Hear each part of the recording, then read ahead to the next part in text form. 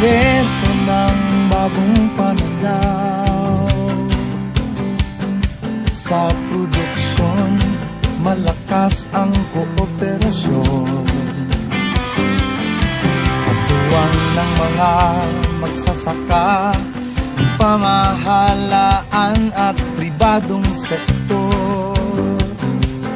Dadagdagan ang kaalaman sa kabuhayan. Sa negosyo, pahusayin ang kakayahan. Angkop at bagong teknolohiya, subsidyo, patubig at infrastruktura. Siguradong pagkain sa buong bansa. Masaganang ani, mataas na kita. Maunlad na buhay ng mga magsasaka at mga mangingisda. Siguradong pagkain sa buong bansa. Masaganang ani, mataas na kita. Maunlad na buhay ng mga magsasaka at mga mangingisda. Siguradong pagkain sa buong bansa. Masaganang ani, mataas na kita. Maunlad na buhay ng mga magsasaka at mga mangingisda. Siguradong pagkain sa buong bansa. Siguradong pagkain sa buong bansa. Siguradong pagkain sa buong bansa. Siguradong pagkain sa buong bansa.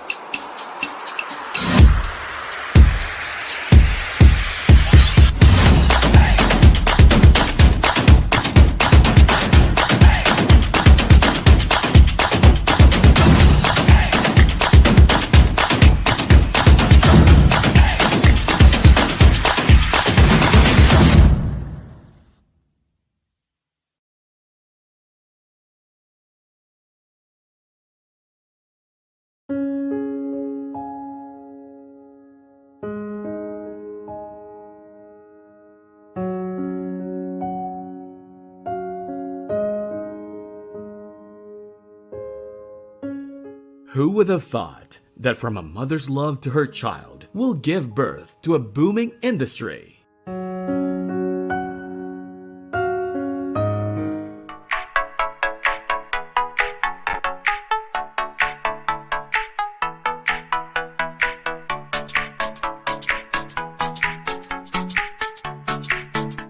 Meet Miss Edita Aguinaldo Dacoycoy, a mother, farmer, entrepreneur. So we started venturing in the industry just as a backyard garden, though, not really to come this big, but then because of the need for other people just like our child, we decided to farm in a bigger area.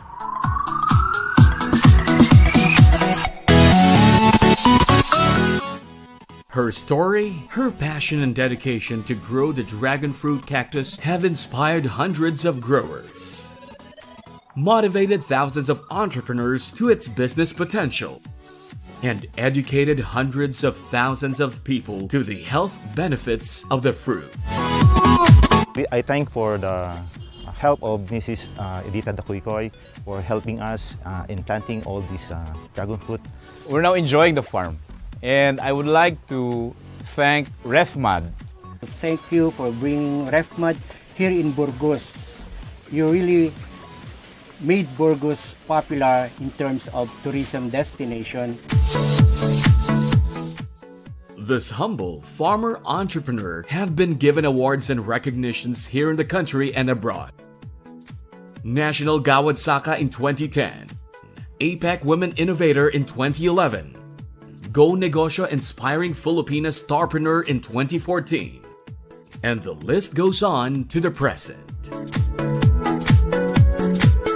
Currently, she is the president of the Philippine Dragon Fruit Growers and Processors Council, which is the country's first national association for this industry. All these things happened because of the concerted efforts of our family, the people around us, the community, the government agencies that has provided us the support, the media, the newsprints, the blogs, anything that has been published about the dragon fruit industry has actually gone that far, and to reach down to the grassroots level is what makes me most fulfilled. With hard work, perseverance, and working together with the right people and government agencies, she etched RefMad Dragon Fruit Farm to the annals of Philippine agribusiness. I'm really very thankful having reached the first decade of our industry. And at this point in time, I would like to take this opportunity to really express our thanks to all the people in one way or another have helped us promote, develop, expand, and bring to light to the people what the dragon fruit industry is. Miss Edita Dacoycoy is a testament of the power of love for her family, for the community, and the love for country and God.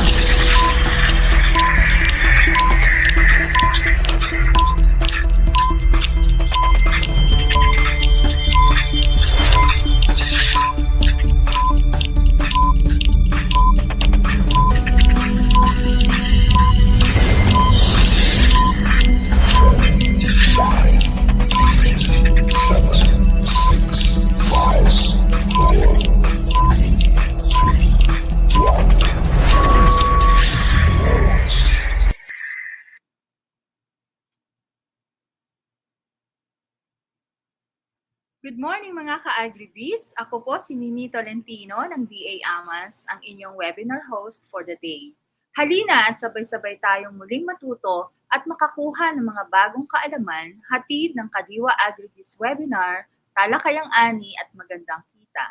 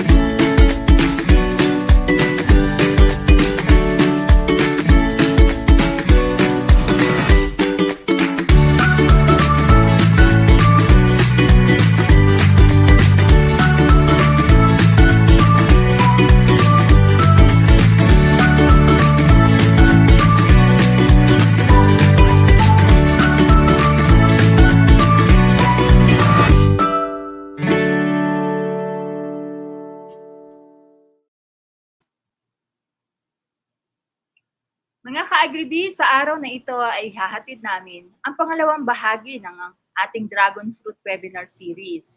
Ibabahagi sa atin ng ating mga resource speakers ang mga panibagong kaalaman at inspirasyon about dragon fruit processing.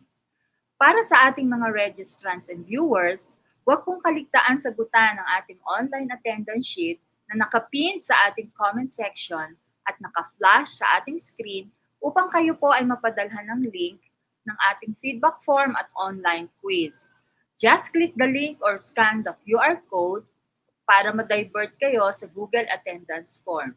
Siguraduhin po lamang na tama ang inyong email address para matanggap ninyo ang link.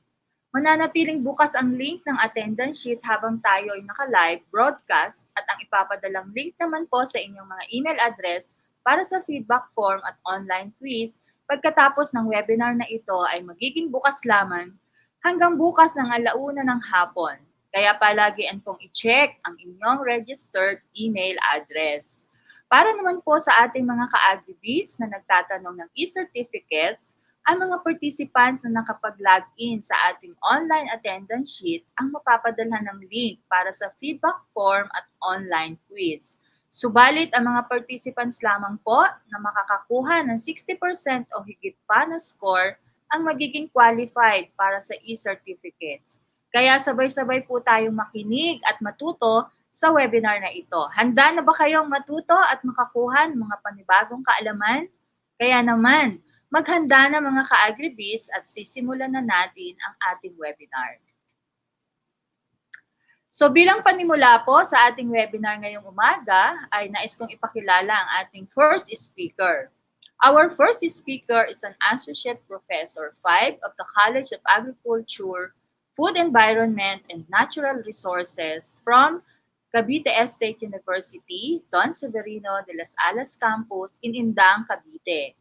Siya rin po yung naging speaker natin nung nakaraan about production on mga pests and diseases. He holds a doctoral degree in crop science, major in horticulture, with specialization in pest management.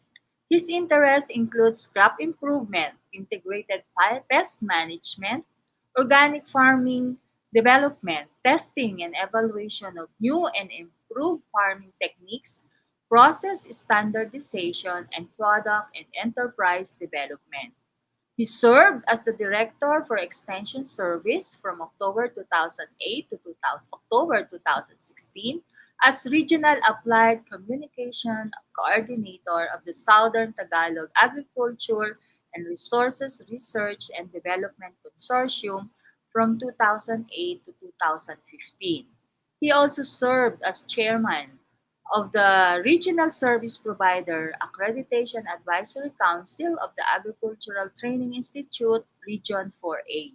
He is currently serving as the manager of the Innovations and Technology Support Office. So mga ka-Agribiz, let us all welcome and give a virtual round of applause for our first speaker, Dr. Teddy F. Tepora.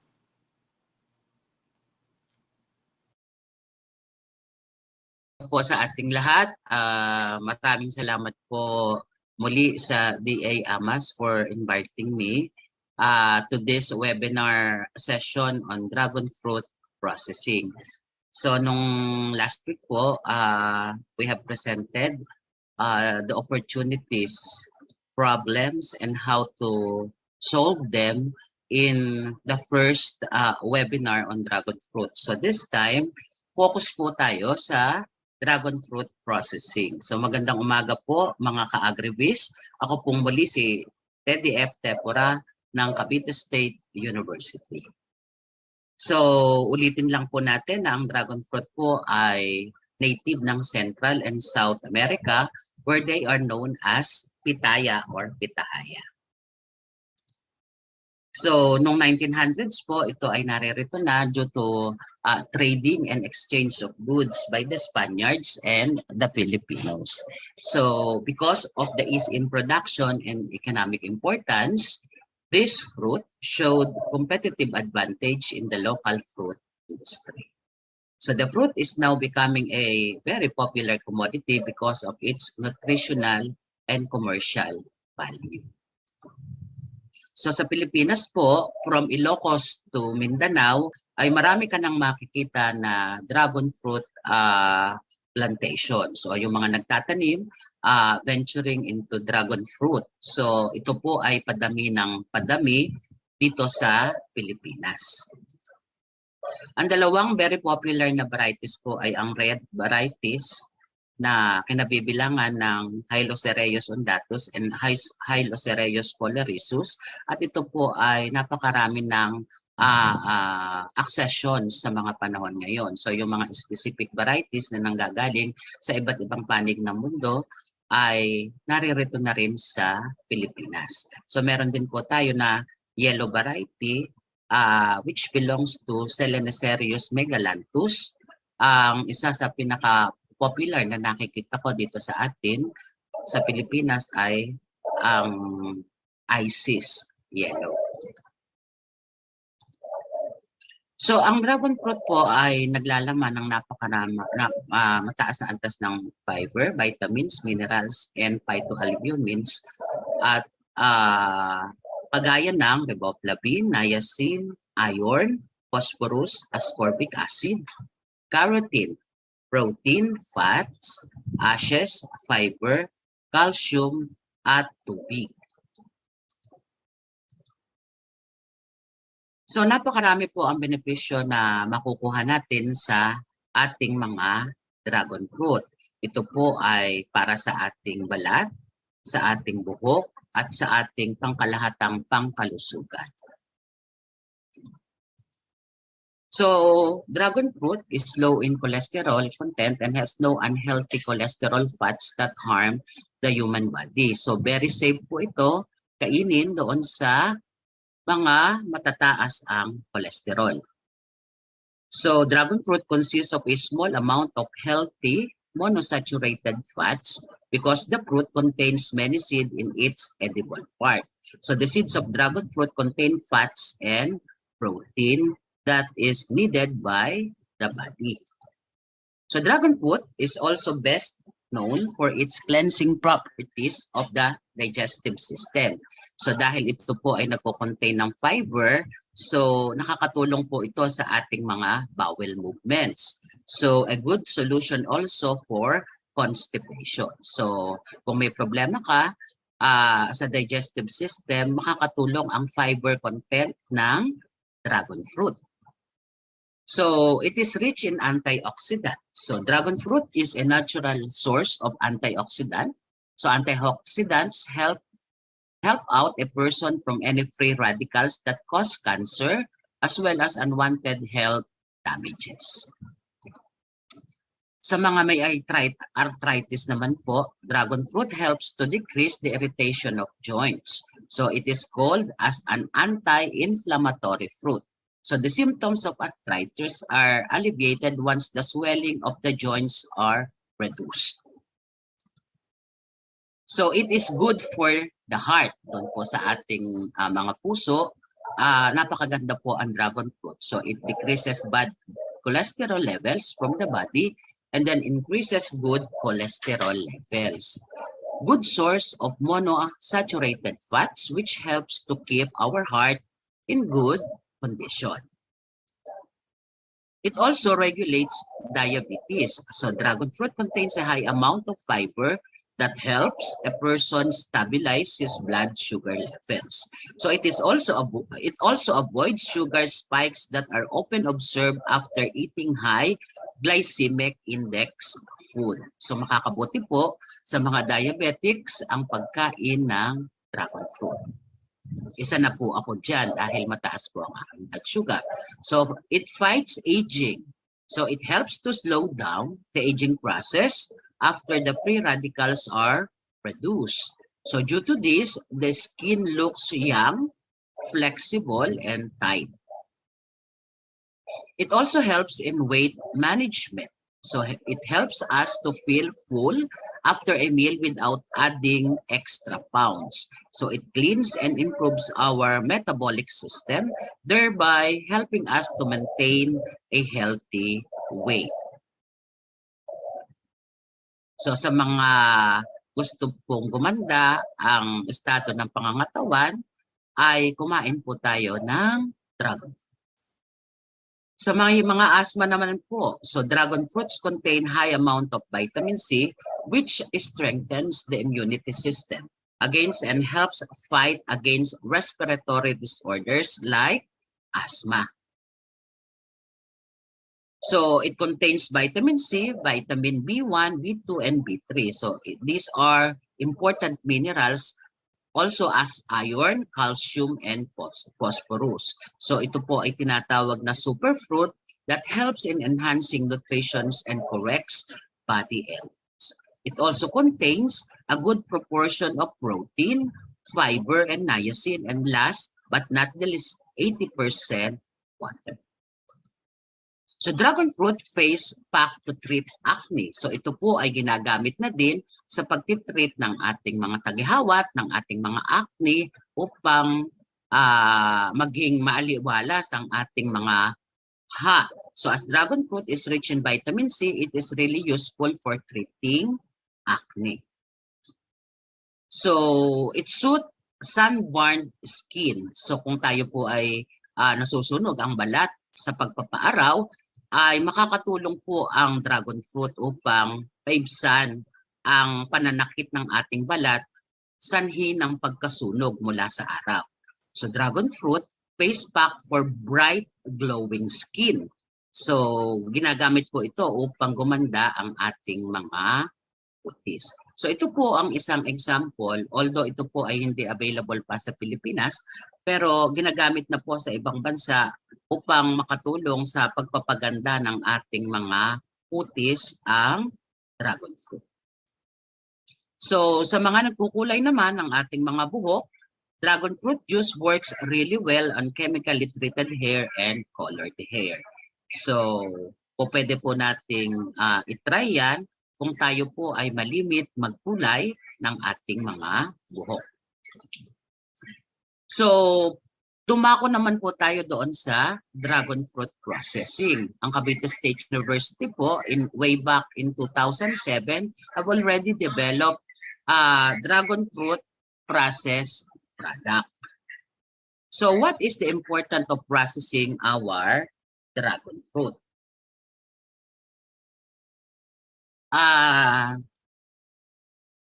Processing makes dragon fruit more edible, palatable, and safe, and preserve it so it can be eaten beyond the harvest season.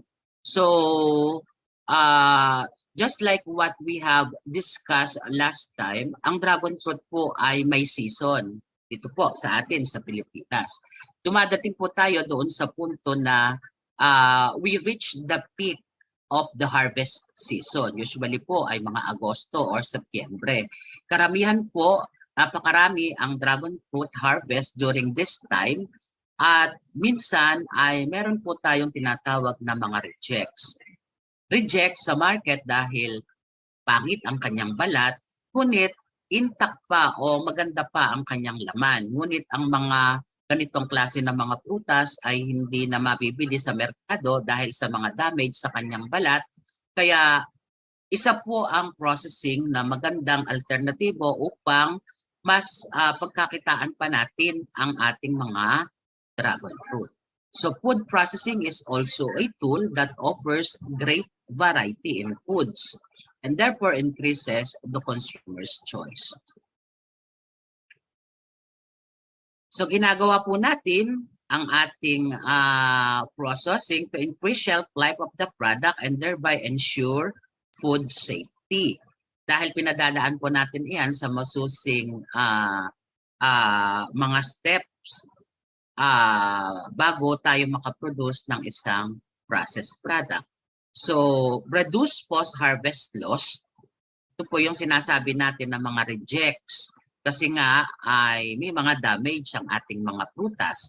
And then quality and stability of the product. Kasi pagka pinoproseso natin, usually ay standardized na maintain natin yung quality. Kasi po ang fresh produce or yung sariwa na prutas ay usually po ay mga isang linggo or after ng isang linggo, ito po ay nagbabago ang kalidad. So it increases the variety of food products available to the consumer and makes them more convenient. Dahil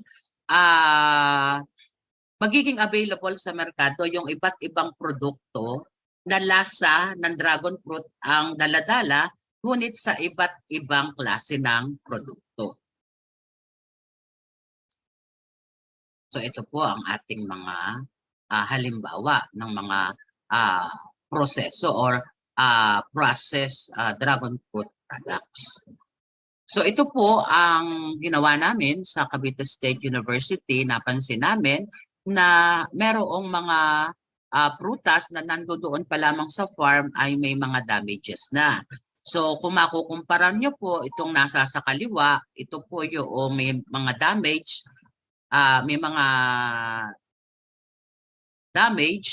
at ito pong nasa sa kanan ay ito po ang mga healthy na dragon fruit. So kung mapapansin natin, napakalaki ang pagkakaiba ng antas ng kanilang mga balat. So kung ito po ay dadalhin natin sa merkado, ito po ay hindi na mapipili. So ano po ang mga dapat natin gawin? So ang pagpoproseso ay isa sa magandang gawin upang hindi masayang ang mga dragon fruit na hindi na mabibili sa merkado in fresh form. Processing method. So meron po tayong mga tinatawag na mga traditional processing methods. Ang kabilang po dito ay drying, concentrating, heating, cooling, and use of additives, preservatives, acidification, and fermentations. Dito po naman sa mga improved traditional methods of processing, dito po natin ginagamit yung mga sterilization, pasteurization, application of low temperature such as cooling and freezing, aseptic packaging, controlled atmosphere, freeze drying, microfiltration and membrane process, and then packaging could either be vacuum pack or modified atmosphere. So ito po yung mga makabagong pamamaraan kung paano natin ipoproseso ang ating mga prutas. So ang Cavite State University po ay nag-conduct ng mga research on dragon fruit processed products. So ito po yung example ng aming mga nakolekta na mga dragon fruit na may mga field defects. So ito po yung sound fruits. Makukumpara natin yung fruits with spots, spots with dry scales, scars with hardened areas. So meron po tayong tinatawag na parang nasunog ang laman, ang balat. And then we have open cuts and cracks. Ngunit sa pagpoproseso po namin, hindi na po namin isinasama yung mga may open cuts and cracks sapagkat ito po ay maaaring kontaminado na. So ini-eliminate na lang po namin yan doon at ito ay usually ay pumupunta sa compost pit o mga pakain sa ating mga alagang hayop. So, ito po yung example ng dragon fruit with damaged peel but intact flesh. So, makikita natin, meron pong mga portion ng flesh na pwede pa po nating kunin upang maiproseso. Ito po yung preparation namin ng materials for processing. This is part of our research study. Ang source po nito ay ang Silans Agri-Farm kasi sila po ang aming partner. Noon pa mang nagsisimula po ang Cavite State University sa mga research or pananaliksik sa pagpoproseso ng mga dragon fruit. So ito po yung ating product formulation and process standardization. Ito naman po din ang proseso, yung kung paano natin ginagawa yung mga produkto, yung mga iba't ibang produkto na ating sinaliksik. Ito pa rin po ang isa sa mga proseso. At ang product labeling po at packaging ay napakahalaga. So we started to develop and improve our own packaging and labeling materials. So ito po ang mga eksaktong proseso kung saan ipinakikita natin ang mga pinagdadaanan bago ito maging isang produkto. So nagsisimula po tayo sa selection of dragon fruit, washing and peeling, chopping and boiling, cooking, filling into sterilized container, pasteurization, exhausting, cooling, sealing, and labeling, and then storing. So through times ay na-improve na rin po namin yung mga iba't ibang proseso at we were able to come up with a standardized process. So ito po ang sumunod natin doon sa juice na halos kapareho din lamang naman ang proseso. So dumaan din po ito sa mga microbial analysis para malaman natin kung merong contaminations ang ating mga pinroseso na mga produkto. And then, nag-undergo po tayo ng product evaluation and consumers acceptability testing. So, ito po ang evolution ng atin pong mga packaging and labels. At ito na po yung aming naka-final na product bago matapos yung aming proyekto. Ito po ang ating mga produkto na nagkaroon po ito ng registration sa ating Intellectual Property Office of the Philippines as utility model. Ito po ang ating jam. Nag-develop din po tayo ng dragon fruit jelly. Nag-develop din po tayo ng dragon fruit juice. So dalawang klase po ito. Isang pulpy at isang clear, yung walang masyadong pulp doon sa kanya. Ito po ay rehistrado rin. At meron po tayong dragon fruit puree. So meron po tayong mga iba pang mga produkto kagaya ng dragon fruit wine, dragon fruit cider vinegar, at dragon fruit flower cider. Ito po ay maasim na parang suka na nanggagaling sa bulaklak at mismong doon sa juice o katas ng prutas. So lahat po yan ay rehistrado sa Intellectual Property Office of the Philippines. So meron po tayong mga dragon fruit na ginagamit din as cosmetics, beauty products, and home care products na makikita sa merkado. So ito po ang mga example. Meron po tayong mga dragon fruit soap, meron pong lotion, meron pong shampoo, meron pong lip balm. Ito pa rin po ang isang example ng isang produkto na galing sa dragon fruit. Ito pa po, ito po ay usually ay kino-combine with other fruits to enhance the flavor of dragon fruit at nagiging available in the market in the form of juice, in the form of jam, So may kanya-kanyang formulation ang bawat makikita natin depend on the source. Ito pa po, ang iba ay freeze-dried, ang iba ay sun-dried. So may nakita na rin po ako sa parke ng Tagaytay na nanggagaling sa Region 1 na mga dragon fruit na dried. So sa paglipas ng panahon ay dumadami na po ang mga processed products na makikita natin sa merkado from dragon fruit.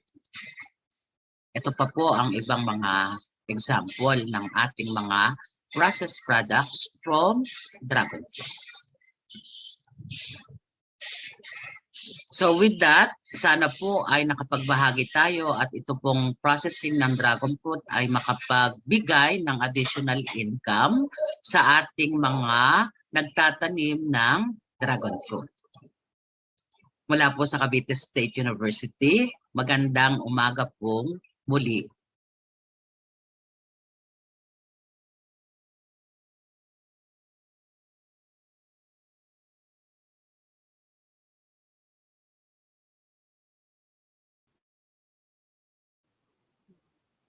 Ayan. So, thank you so much sa Dr. Tepura sa inyong pong pagbabahagi. At makakasama po natin siya later sa ating Q&A portion.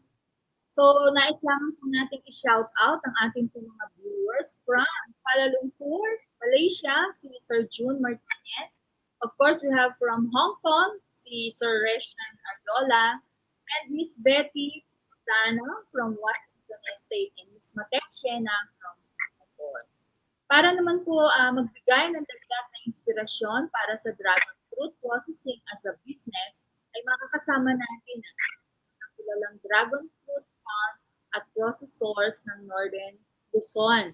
Panoorin po natin ang ABP na ito para po sa mas malaman pa natin ng dragon fruit processing as a business. Ito po yung mga produkto na na-develop and na-produce ng ating next speaker.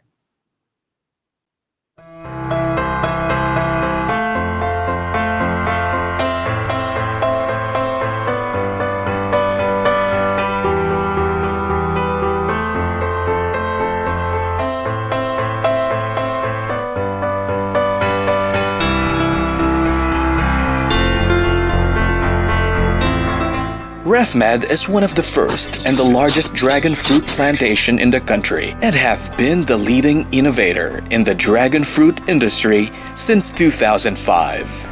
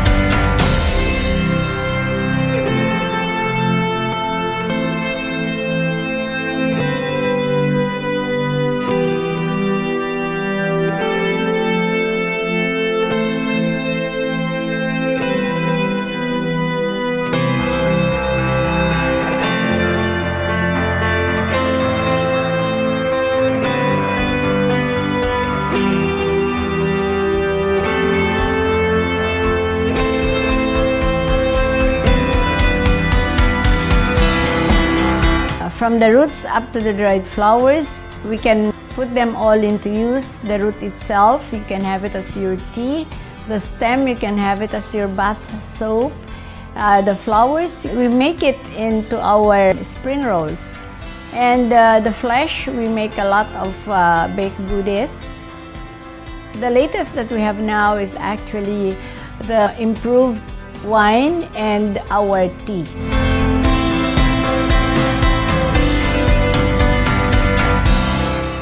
Through its first decade, RefMed emerged into becoming one of the most successful farm industry in the country today.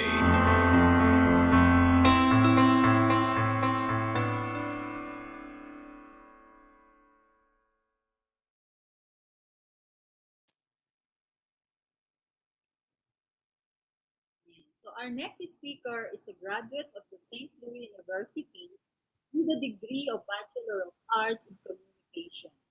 She completed a diploma in Administration Management, leading to degree at the Stratford College, London, United Kingdom, and the diploma in English at the London Essex College. She has been invited to provide several talks about dragon fruit farming and development. She is now the acting owner, proprietor of the RefMat 5 enterprise located at Barangay Paayas, Burgos, Ilocos Norte. Mga ka-Agribiz, our next speaker is no other Miss Mildred Aguinaldo Gakulkuy. Good morning, Ma'am Mildred.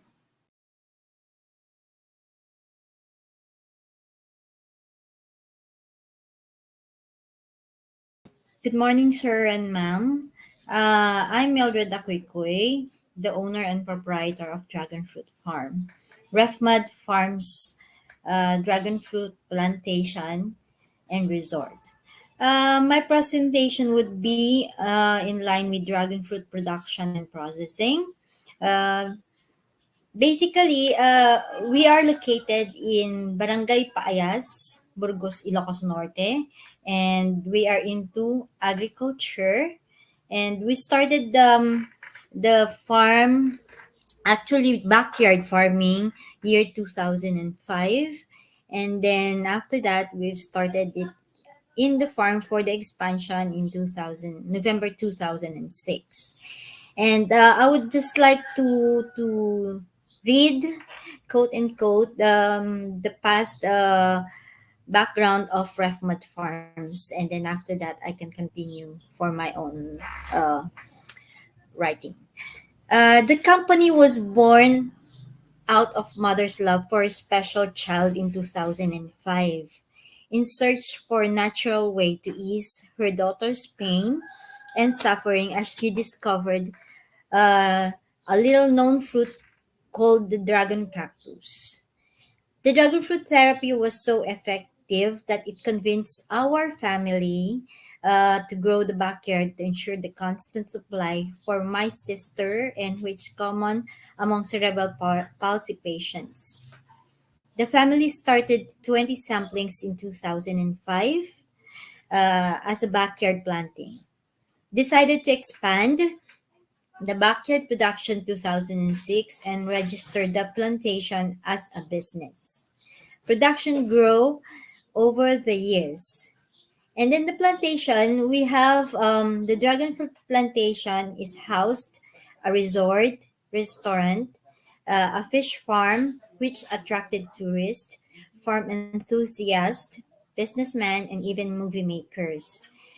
There were homestay facilities for visitors who wanted to watch the flowers of the vine in bloom and glow in the dark while taking the aromatic scent that enveloped the farm. Rough Mud steady market included traders from the neighboring provinces of Ilocos Sur, Cagayan Valley, Isabela, NCR, Dole Philippines, groceries, hotels, and a lot more. The farm had become an agritourism site offering research and livelihood trainings to locals and nationals. Mariano Marcos State University, Ilocos Agriculture and Resource Research and Development Consortium, the ILARDEC, and the Department of Science and Technology, DOST, partnered to establish a science and technology based from the organic production, technology interventions in improving the productivity and the income derived from dragon fruit. Moreover, the Department of Trade and Industry had designated dragon fruit as the one town product of Burgos, Ilocos Norte. The Department of Agriculture being side by side in every step of the way on how we improve and protect and market the produce, and the Department of Tourism had included Refmud Farms as part of the itinerary for local and foreign tourists. So I would just like to have a glimpse of how what am I in the company before being the owner and the proprietor as of this day. As an operation in charge in the company before, my mother let me hold beside.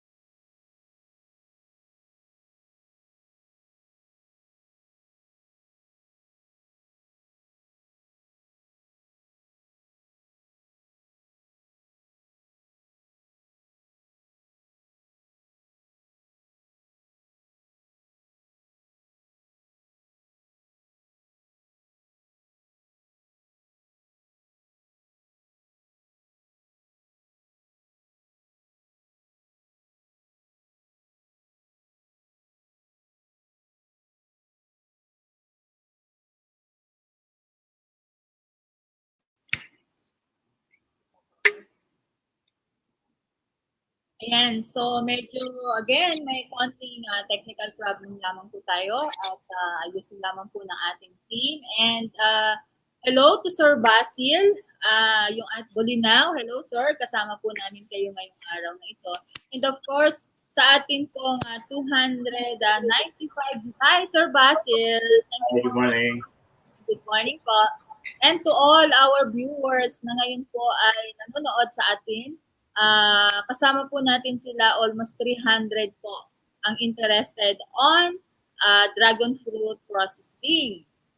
And syempre, gusto nating ipaalala sa ating mga ka-agribiz na kung kayo po may mga katanungan, huwag niyo pong kaligtaan na i-post lamang po ito at para po ito ay masagot ng ating invited resource speakers.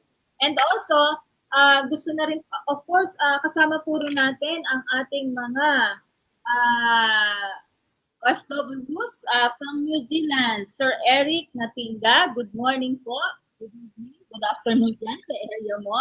And of course, meron tayong kasama from California, si Gokhonil Hanti. And of course, from Singapore, si Arlene Nagal. So I hope you are enjoying watching our webinar on dragon fruit processing. So again, okay na po tayo, kaya please continue watching. Good morning, sir and ma'am. I'm Mildred Dakuikoy, the owner and proprietor of Dragon Fruit Farm. Refmud Farms Dragon Fruit Plantation and Resort. My presentation would be in line with dragon fruit production and processing. Basically, we are located in Barangay Paayas, Burgos, Ilocos Norte, and we are into agriculture. And we started the farm, actually backyard farming, year 2005.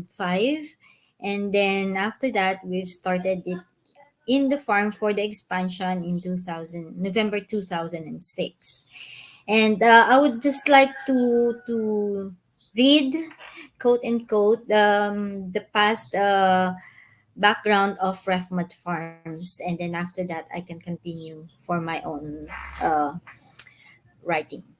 The company was born out of mother's love for a special child in 2005, in search for a natural way to ease her daughter's pain and suffering as she discovered a little known fruit called the dragon cactus. The dragon fruit therapy was so effective that it convinced our family to grow the backyard to ensure the constant supply for my sister, and which common among cerebral palsy patients. The family started 20 samplings in 2005 as a backyard planting. Decided to expand the backyard production 2006 and registered the plantation as a business. Production grew over the years. And then the plantation, we have the dragon fruit plantation is housed a resort, restaurant, a fish farm, which attracted tourists, farm enthusiasts, businessmen, and even movie makers. There were homestay facilities for visitors who wanted to watch the flowers of the vine in bloom and glow in the dark while taking the aromatic scent that enveloped the farm. Rough Mud steady market included traders from the neighboring provinces of Ilocos Sur, Cagayan Valley, Isabela, NCR, Dole Philippines, groceries, hotels, and a lot more. The farm had become an agritourism site offering research and livelihood trainings to locals and nationals. Mariano Marcos State University, Ilocos Agriculture and Resource Research and Development Consortium, the ILARDEC, and the Department of Science and Technology, DOST, partnered to establish a science and technology based from the organic production, technology interventions in improving the productivity and the income derived from dragon fruit. Moreover, the Department of Trade and Industry had designated dragon fruit as the one town product of Burgos, Ilocos Norte. The Department of Agriculture being side by side in every step of the way on how we improve and protect and market the produce, and the Department of Tourism had included rough mud farms as part of the itinerary for local and foreign tourists. So I would just like to have a glimpse of how what am I in the company before being the owner and the proprietor as of this day. As an operation in charge in the company before, my mother let me hold Visayas and Mindanao growers to assist them in their journey in the industry. And as international exhibitor, I have met importers and exporters whom I let them taste our own Philippine produce. And they appreciate and they are very much interested. Meeting the international growers in San Diego for a yearly dragon fruit festival is also been a great step for us Philippine growers to know that we are capable of bringing our produce in the world market. The expansion we made is due to the demand to be in the industry, and that's good for all of us. This can help additional income to family and employed individuals working in the farm. We can say it's seasonal, but other speakers have said we can plant cash crop and just to augment the wages and other needs in maintaining the area and the plant. Now, as you have seen, this is my mother and my sister Kay, who is a cerebral palsy, and all of not quite all, but at least it lessens her spasticity and the vowel movement and some other aspects regarding her health. And now, this is a farm, which I have said that this is a farm and resort. So I would say it is a training ground as well to growers, new growers who want to start business in the industry of dragon fruit. For the business operation, in reality, the all the produce are similar, are not all similar or not in good condition, or some in good condition. In order for us to not waste all the surplus that we are harvesting, uh, and that we can't sell in the market, what we did was to innovate some fruits and its seeds. So we started innovating and coming up with some byproducts. And the support assistance we receive, every agency did a great job in assisting us in many ways, from machineries, exhibits, advertisements, maybe it be local or international, pests and diseases, and a lot more. Not to mention everyone as they themselves knew who and what they have done to improve the dragon fruit industry in Ilocos and in the entire Philippines. I'd like to personally thank our local government here in Ilocos Norte for the assistance that they have given my mom, my late mother, Edita, and the industry. And for the latest, we are now in collaboration with CLSU for the upcoming innovations on dragon fruit peel. And hopefully by then we can add more and more uh, surplus fruits in our products, just to cover everything that it doesn't go to waste. And then for my marketing strategy, um,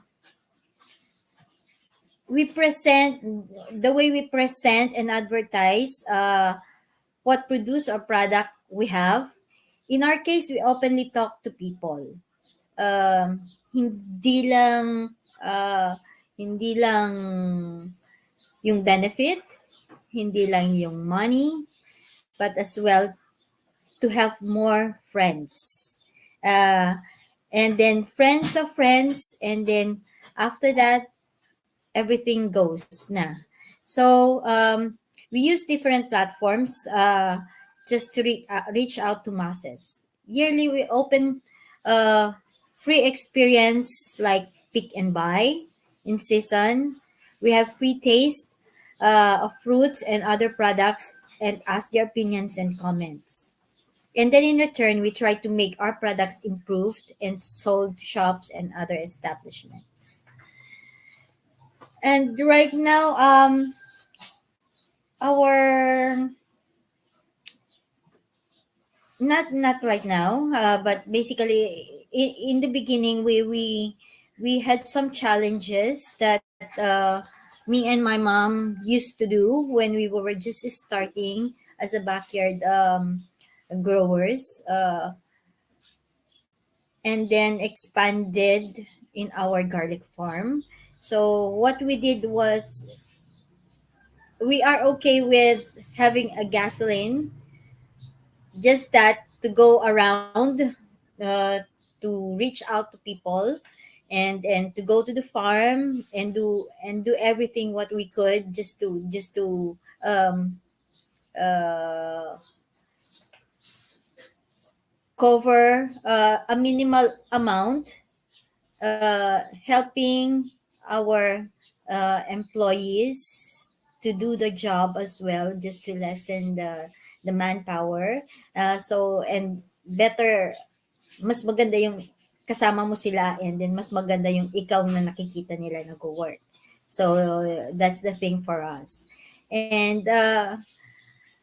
ang isa pa is mahirap i-introduce at first yung dragon fruit kasi natatakot sila sa itsura. And then uh, paano siya kainin, and then bakit siya cactus. Nasabi naman na ni Sir Basil kung saan nanggaling po yung dragon fruit cactus na yan. So basically is in the tropical areas like us. And then punta naman tayo sa dragon fruit farming. Actually, before that, we dragon fruit processing. Actually, we have these growers na po sa Visayas and Mindanao, and some of those are Mr. Felipe Oigonco, and then Fortunato Uy, Mr. and Mrs. Sara Balorio, and then Mr. Rafi Catalan, Miss Julie Hinola, and one na medyo malayo-layo is sa Batanes po, yung isang hawak ko po sa Santang. So, everyone is expanding na po and thank God kasi kahit papaano until now, nagre-reach out pa rin din sila sa akin and ako din, I see to it na okay pa rin din sila with their planting and then their expansion and then somewhat with their pests and diseases din po. Ayun. And secondly, that we are now into dragon fruit processing. Demand for dragon fruit processed products. Actually, when we started dragon fruit innovations, kasi nakita namin talagang may mga surplus tayong fruits. So, my mom used to think na anong pwedeng gawin dahil the fact that it's edible pa rin. Ang problema lang is the peel itself na kagat ng langgam, yung ganon. But when you open it, hindi naman siya sira. So, yun yung mga yun. O kaya may crack na dahil sa sobrang laki na yung fruit. So, pwede rin din yun. As long as hindi siya, wala siyang uod, wala siyang ano. Yun yung mga yun. Basta just a crack lang po yun na makikita mo naman. And then, we try to see it naman na it's safe naman yun na isama dun sa mga okay na fruit. So, in demand siya sa akin, in demand internationally. Like this, I had been an international exhibitor and then nakita ko po na and pinatikim ko po sa kanila yung mga fruits. And that for them, gusto nila yung fruit ng Philippines. It tastes sweet. Sabi po nila yon, sweet and juicy. And as you can see sa nakikita nyo din sa monitor, I was talking to other people along the way dun sa exhibits. Those are importers and exporters around the world po yun. And yun nga po they were asking, but because bago lang po tayo sa industriya at that time, almost bago po, sinasabi ko po sa kanila, we do have fruits, but we are trying to get some informations regarding exporting our products, our produce in the market, in the world. At this point, kasi for now, hindi pa din siguro kami pwedeng mag-export ng tonelada. So, yun yung mga sinasabi ko sa kanila. But then, they still gave me their calling cards para lang po in case. And then, I did also give them my calling card in case they would be still interested.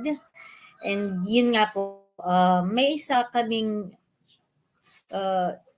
naging interested, which is Canada. So we had started exporting in Canada before po, but then we stopped because of pests and diseases. And ayaw naman po natin masira ang Pilipinas dahil lang doon. Baka hindi na po tayo bibigyan ng chance ulit na makapag-export.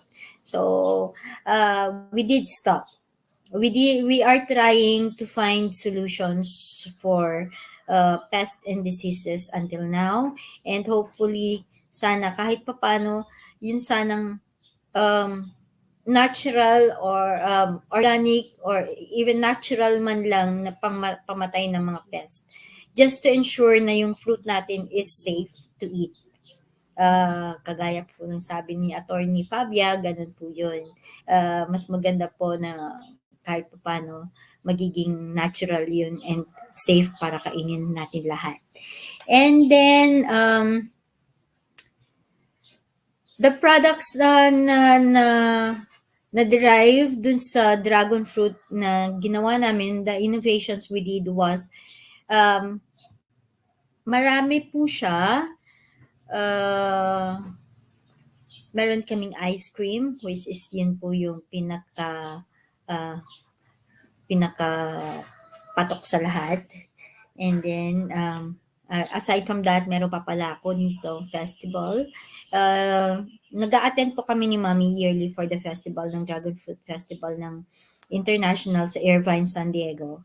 And this is just one of those. And I was able to meet the group of international growers. And ang maganda nito, marami rin Pilipino doon. Nakasama doon sa international grower, nakasama kong pumupunta doon. And other mga lahi, marami din sila. And we were able to get some other informations as well. And then, balik na tayo dun sa dun sa products na innovate po namin. And I would say we have the ice cream, the wine, the tea, at marami pa pong iba. Ito po. Yung nanggaling po sa fruit mismo, ito po sila. Pwede natin siyang gawing ipa-powderize po. Pwede siyang powderize, spray dry. Pwede rin siyang gawing i-dehydrate po siya. Pwede rin siyang gawing wine, suka, and then yung mga baked goodies po. Pwede po natin gawin. And then for the stem, we use the stem to make soap as well as the fruit itself. Bale, dalawa po yung soap namin from the fruit and from the stem. And then for the flower itself naman, yun po yung ginagawa namin siyang tea and Shanghai po. Yun yung mga products po namin. And then the tools we are using are, we do have dehydrator, a form fill machine na bago lang for the coffee, hindi na po siya ngayong mano-mano. Ngayon, meron na po tayong form fill machine. And with regards to wine din, meron din po tayong mga bottle feeder, yung mga ganun. Sealer, ice cream blender, oven, flour dough machine, yung mga carboy, fermentation buckets, and all that. Ang hindi ko lang po masasabi, kasi ito po yung forte ng mother ko, which I still have to study pa talaga, to be honest, kasi ako po sa operation and my mom would be with this processing. I am not yet familiar totally with the cost and return, as I still have to study po. Pardon me for that. And it's my mom's forte po talaga. But you can then ask me po siguro, but I can or I can just return with you when it comes to that. Pag mas na master ko na po siya. Ayun. Ngayon, eto naman po yung mga products po namin, yung mga list of products po namin. Sa RefMud Farm po. As you see on the slides, we have the fruit picking. So, nag-start po kung nag-isip one time what other things guests can do in the farm, not just only to watch the flower bloom at night, no, kaya mag-overnight sila, what other things. So, naisipan ko po, I asked my mom if we could have fruit picking. So, bale, pick and buy. They can buy them at a farm gate price po. And they can eat kahit ilan ng gusto nilang kainin. Basta wag lang ilabas sa farm, they can do so. Yun po. Ito po yung mga, some of the pictures na pumunta sa farm to get to buy some of the fruit na sila na po yung nag-pick sa gusto nilang laki, sa gusto nila kung anong ang gaano karami, yun po yung ginawa nila. And then papakilo na lang po nila and then they just have to pay it on the counter na lang. Ganun na po yung ginawa nila. So, yun. And then now we are going to our byproducts. Yung nga po, dahil po sa mga surplus, we are now into innovations para lang po hindi tayo masiraan ng prutas. So what we did was to make some products and our latest is the coffee. First is a coffee na galing po siya mismo sa fruit. It was powderized po, it was spray dried and then yan po, and then ginawa namin po siyang coffee. But before that, I started trying the seeds.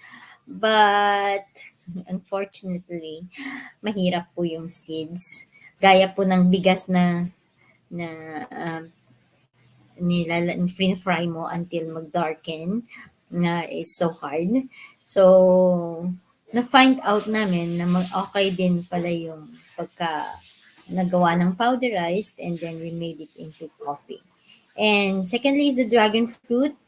Dragon fruit tea comes from the flowers. Before po kasi, ang dami-dami naming na-harvest na bulaklak. And then, tinatapon lang before. But then, we thought of, why not make something out of it? Yun. Total, it's fibrous siya. And then, may content pa rin naman ng mga health benefits. The same as with other teas na nagagawa.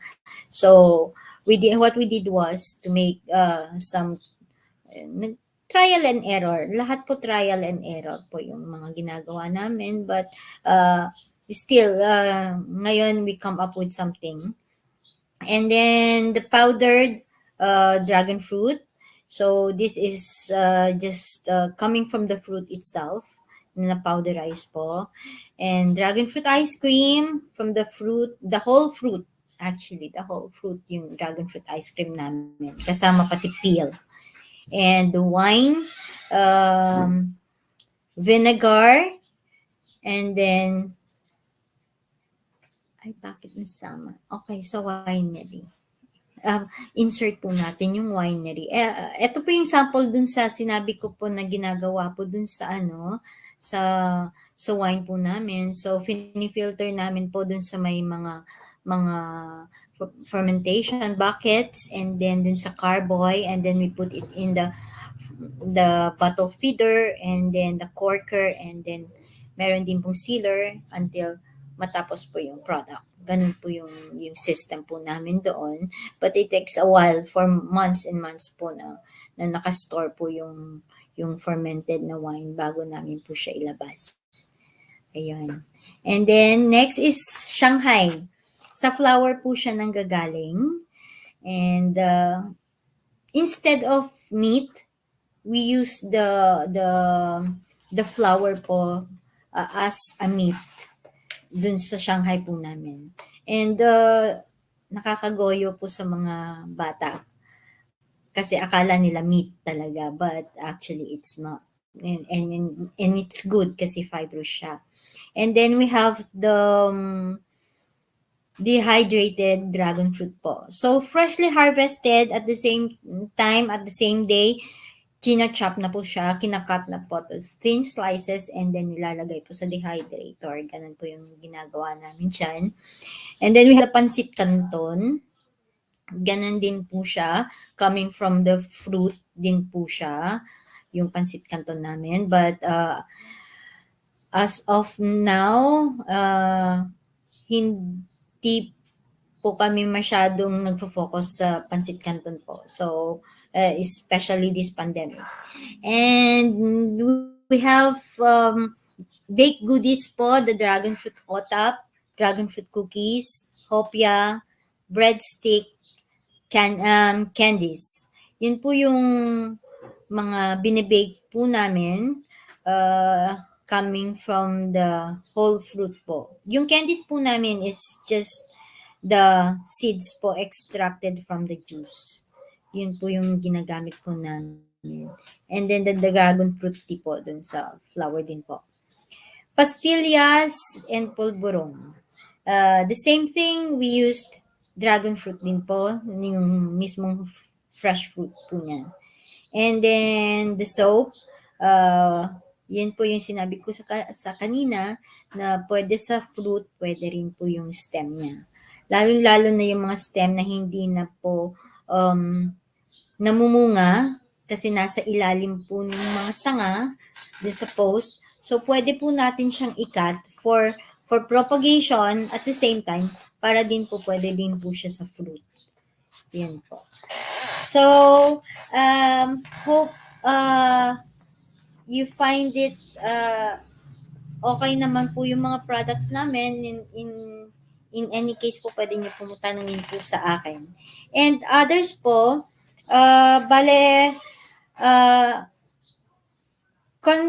tips ko lang po sa pagbi-business and yung sa processing po, meron po kaming ups and downs. As nakikita nyo naman po, lahat naman ng business may ups and downs. Pero, ayan po, trial and error lang, and then yung pagkakaroon ng determination na makukuha po natin lahat ng gusto natin at ma-achieve natin yung gusto nating ma-achieve dun na kung anumang innovation yung gusto po natin. And then, as of right now, dahil wala na po si Mami, itutuloy pa rin naman po namin yung mga products, but somehow, siguro kailangan din naman yung upgrade. Kumbaga kung sa nasa generation na tayo na pwedeng pwede nating i-include lahat-lahat, mapabata, matanda, teenager, lahat-lahat na po. And our future plans, yung siguro, concern pa rin po is number one is to share, inform, create, i-refresh natin lahat-lahat yung mga halaman, battle yung pest and diseases, and to produce good quality of fruits. And hoping po, if God permits po, pwede na po tayo kung mag-export come next year, and we are trying to make some moves na sana makapag-export tayo with the help of some companies in the EU and a company in here in the Philippines for the shipment, and that so win-win po para sa atin, that we can have the chance to expand hindi lang po dito sa Pilipinas, but to expand our produce even bigger market po. And just a note lang po, it sounds simple, but papers are still and is a must required, and when it comes to exporting po. More patience and perseverance in order for us to meet our goals naman po lahat. So, yun lang po, and good day po sa lahat. And if ever na may gusto po magtanong po, you can just email me or check on our website or on our Facebook account po. Thank you.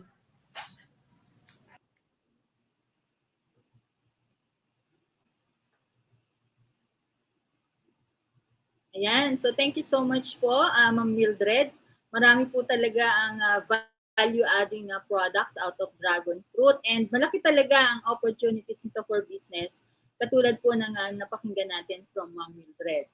So, for the information of our viewers, ang BA Amas po ay mayroong one-stop information desk for youth and overseas Filipinos or KAAYO, that stands for KADIWA Agribiz Assistance for the Youth and OFWs. This is to support the Young Farmers Challenge Fund or the Kabataan Agribiz Competitive Grant Assistance Program and the Micro Agri Kabuhayan para sa Balikbayan Program. It offers a menu of agriculture and agribusiness-related programs and services of various operating units, bureaus, attached agencies, and corporations of the Department of Agriculture and the Department of Labor and Employment or DOLE. To know more about KAAYO, let's watch this video.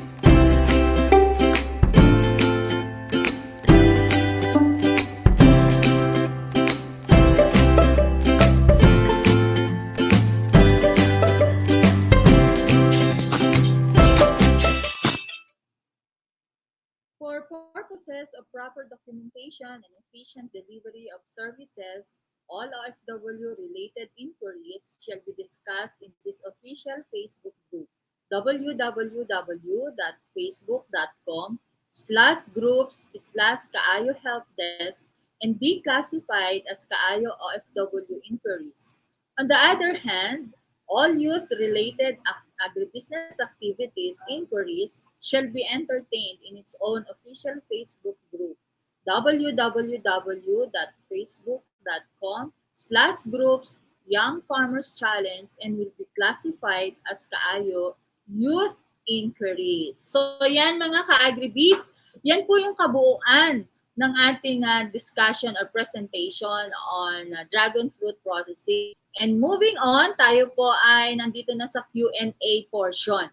Kaya naman, let us all welcome once again our resource persons, Dr.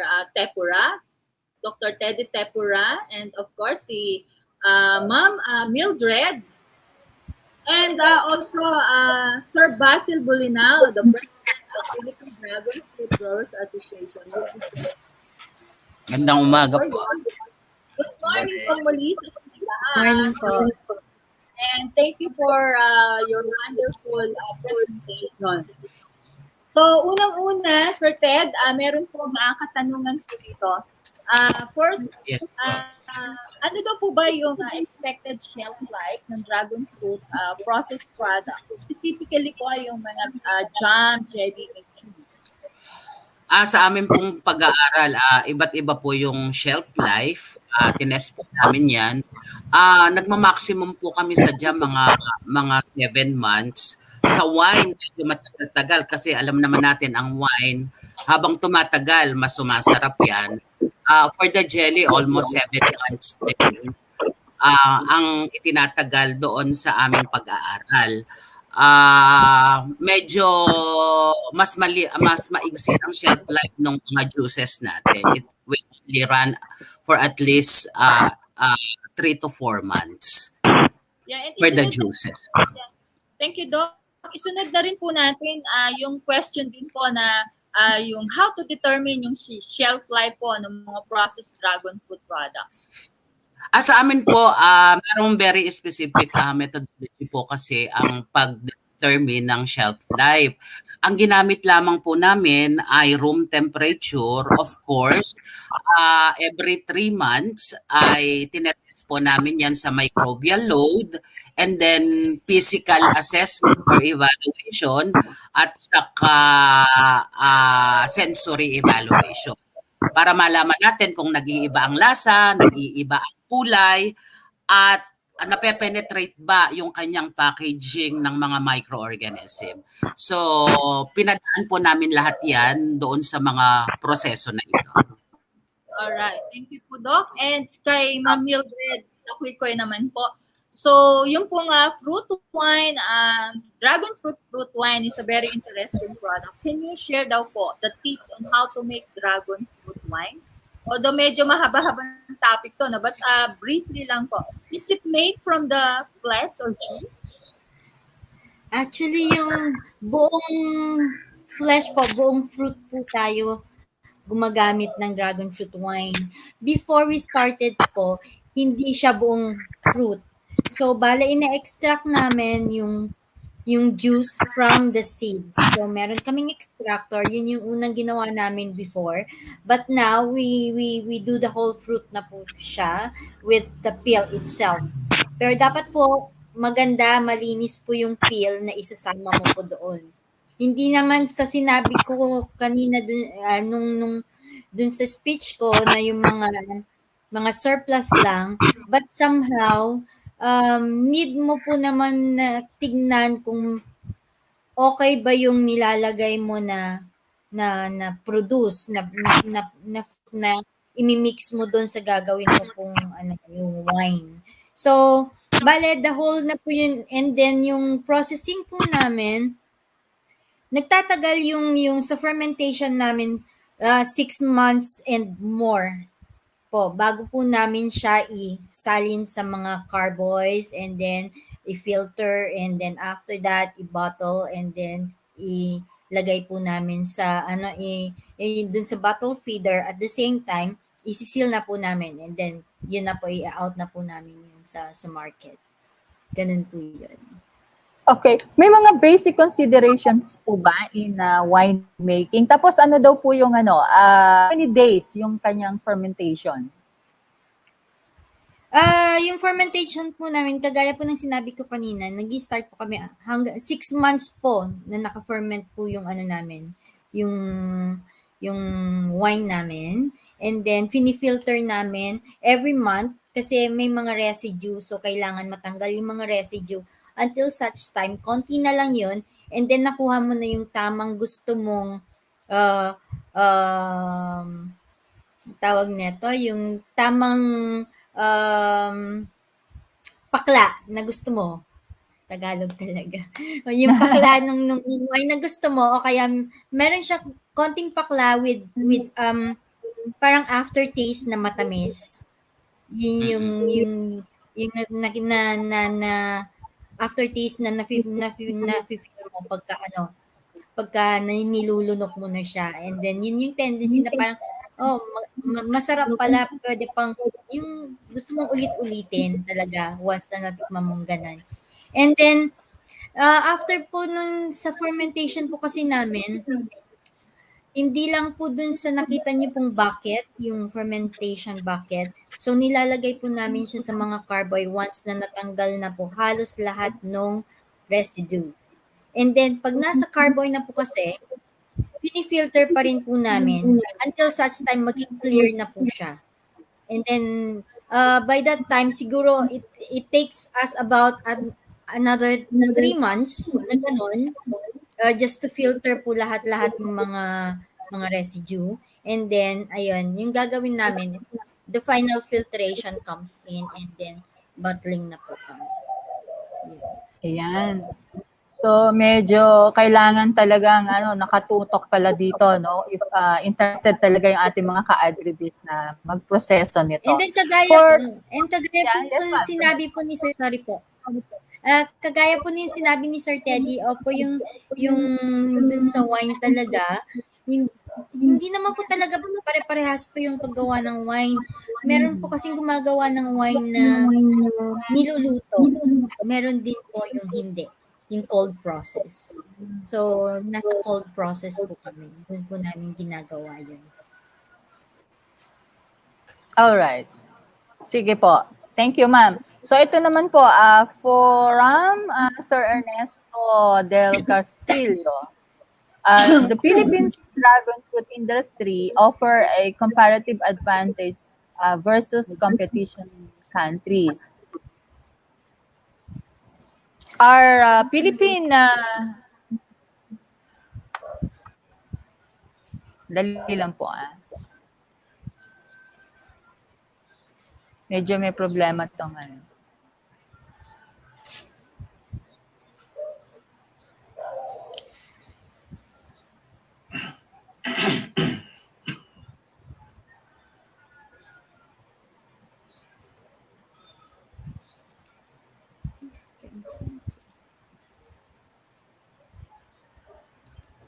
Nawawala kang Mimi.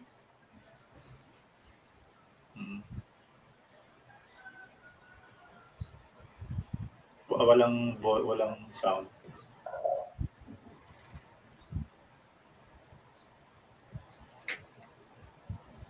May sound ba ako? Meron po, sir. Yes, sir. Naririnig ko Okay. po. Maybe I'll just read it for you. The Philippine dragon fruit industry offers a comparative advantage versus competition countries. So our Philippine dragon fruit plantations enjoying extra incentives under the high value crop law. What is the market status? Actually, sumagot ako doon kanina sa katanungan ni Sir Ernesto. Nabanggit ko nga, yung pong dragon fruit belongs to the cactus family. And it grows well 30 degrees north and south of the equator. Kaya very few countries na lang po ang pwede mag-produce ito. No? Hindi pwede sa mga maliklik na bansa. So marami niyan, pinakamarami sa Vietnam, Thailand, Philippines, Malaysia, parts of China, Indonesia, Ecuador, Peru, and also Australia dahil cactus po siya. Then, on your second point po about kung meron tayo mga incentives under the high value crop law, last May po, na-present na po namin ito kay Secretary William, kay Yusek Lavinia of High Value Crops, and sa PICAF po, sa Philippine Council for Agriculture and Fisheries Incorporated. It was approved last May 30. And it will be part of the banner program of the high value crops of the Department of Agriculture by next year. Kasi ngayon taon lang po siya napunta. So which means magkakaroon na po ng budget po specifically for dragon fruit by next year. Aside from that, we have been working with Senator Amy Marcos. Nagkaroon po tayo ng Senate bill. We co-authored a Senate bill on the Dragon Fruit Development Act. Nagkaroon na po ng first reading ito. At sana po matuloy-tuloy po natin na mapaprubahan po. Doon po sa proposal, the government will allocate 100 million pesos for the development of the dragon fruit industry. So yun po yung ginagawa po natin sa Philippine Dragon Fruit Growers Association. Banggitin ko na rin po na ang Vietnam po, sila po yung pinakamalaki sa ngayon. They have 50,000 hectares of dragon fruit. Sa atin po, mga 1,000 to 1,200 pa lang po yung hectares ang nasa Philippines po. Marami pong inquiries from Spain, Canada, US, Korea, Japan, UK. But we do not have the volumes yet. Tsaka po yung pong pag-transport po ng dragon fruit sa ibang bansa, kailangan po refrigerated, and para ma-prolong pa yung buhay nito, we are working with UST and Agbein Farms Inc. of Luis Bacalingcag on a nanotechnology to prolong the shelf life of the dragon fruit by at least additional 14 more days. Kasi po malayo po yung Spain, US, o European countries. So yun po yung ginagawa po natin dito. And lastly po, ngayong taon po, we estimate mga less than 3,000 tons lang po yung harvest sa buong Pilipinas. Because po malakas po yung ulan ng July, madami pong tinamaan doon, humina po yung production natin. And then meron, sagutin ko na rin siguro isang question dito, no? Yung snail, yung mga suso, yung snail tsaka slugs. Meron pong produkto yung Planters Products Philippines. Ang pangalan po is Aquadin. Sa mga supplier po yan ng mga farm supplies po. Maaaring available po yan para po sa pagsugpo sa snails problem natin, sa golden snail. Thank you, ma'am. Ayan. So, thank you po, Sir Basil. And very clear naman yung response po ni Sir Basil dun sa question ng ating viewer. All right, the other question po from our viewer, from Facebook user, may potential market po ba na pagdadalhan except sa mga fair market exhibits?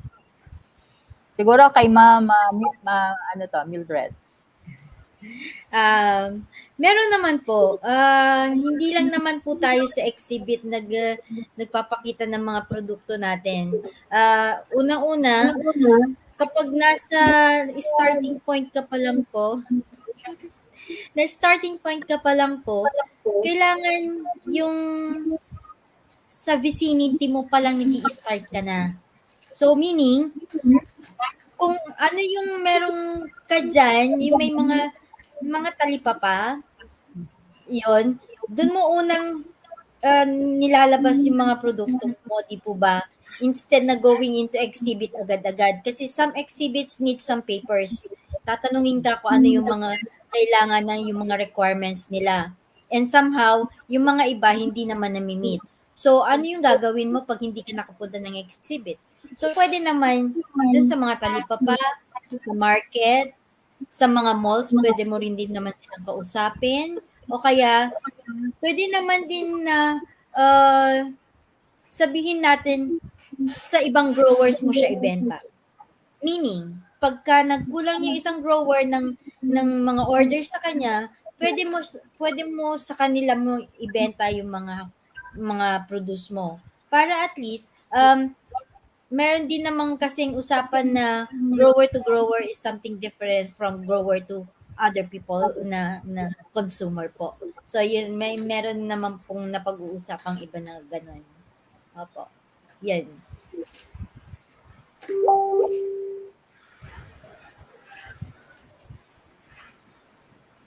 Dragon fruit.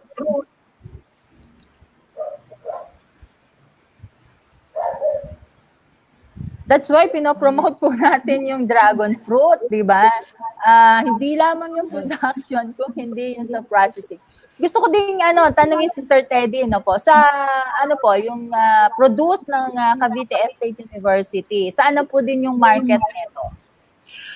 Ang Cavite State University po, maliit lamang ang production kasi ito po ay intended lamang para sa demonstration farm.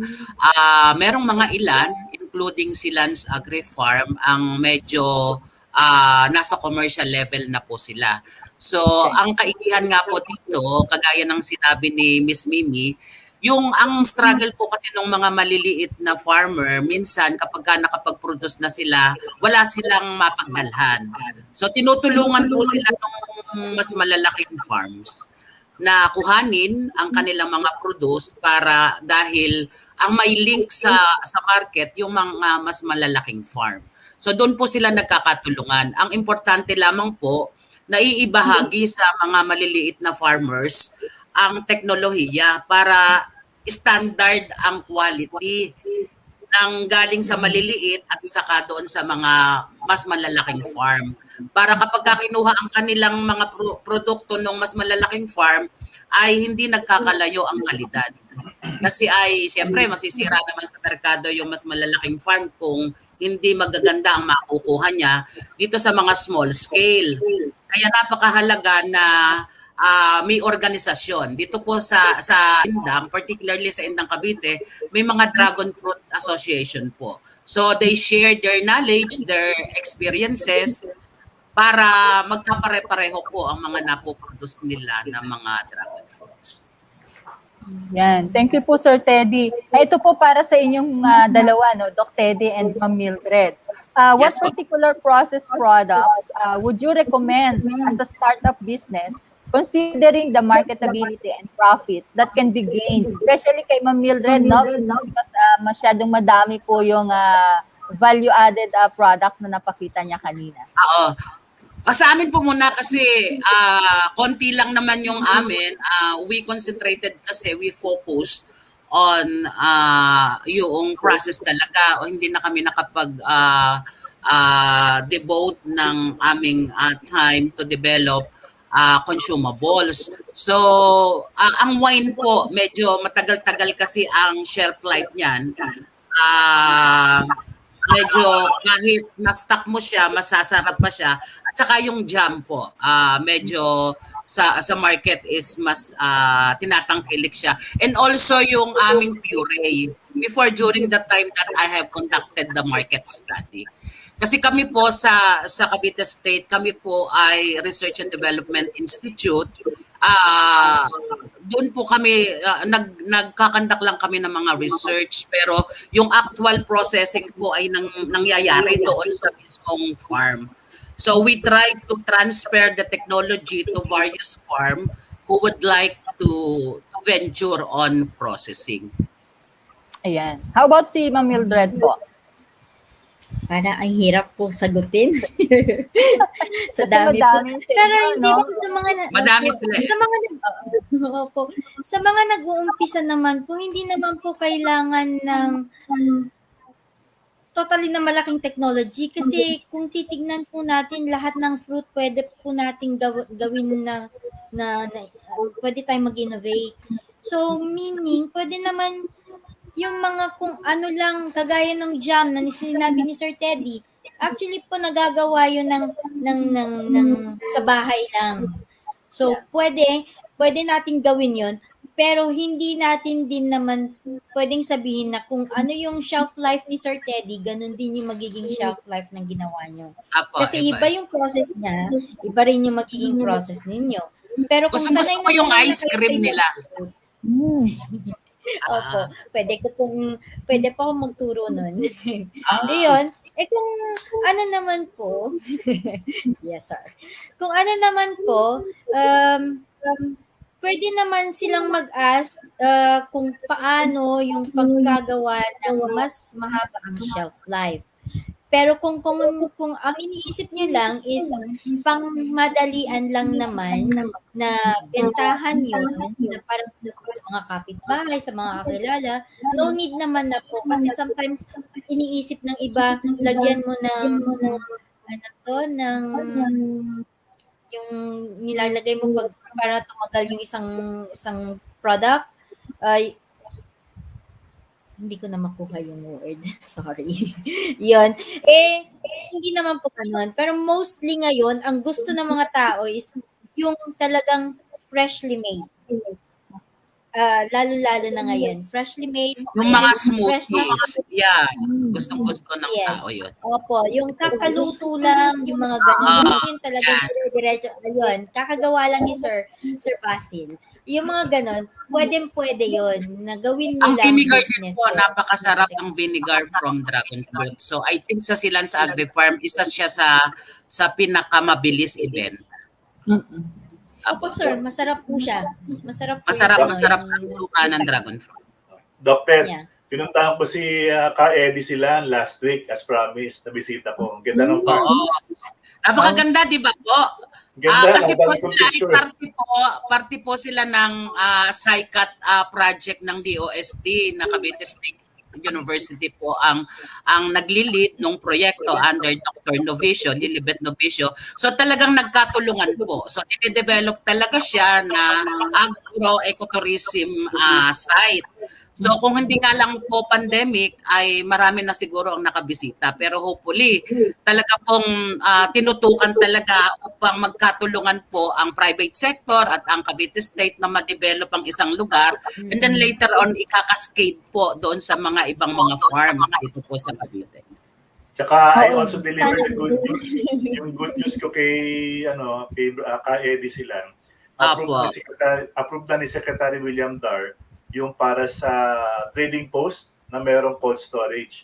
So we will be meeting again with Regional Director Vilma Limaculangan on this. Maraming pong salamat sa tulong nyo dahil talagang kami ay sumusuporta sa lahat ng mga ginagawa, especially ng Silans Agri Farm, kasi napakalaki po ang tulong din nila sa Cavite State University kasi they are the main recipient of our various projects kasi ay napakaganda po ang mag-establish ng demonstration farm sa Silans Agri Farm dahil na-maintain na nila yung lugar. So they were able to provide counterpart on the projects. So kapag kami mga maliliit na farms, nakakapunta sa kanila at natutulungan din naman po. So ganun po ang setup namin dito sa amin. Kaya hopefully makabalik ako kasi for a while po nawala ako sa sirkulasyon kasi may mga project po ako na ibang bagay na hindi dito sa commodity na ito. But slowly ay bumabalik ako. It's because of the need. Kasi ay hindi naman nawawala rin ang mga problema sa mga maintenance and everything.